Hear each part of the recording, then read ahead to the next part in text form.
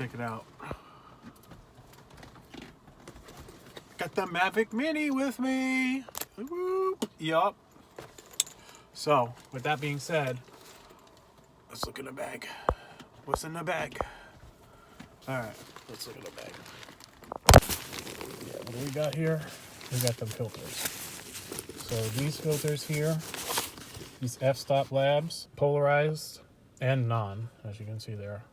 What I have currently on the Mini too is ND16.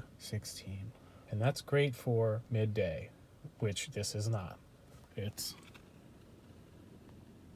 sunset, as you can see. So what I'm gonna do is throw on this bad boy right here. No, not that one. That one, ND8. Let's get it.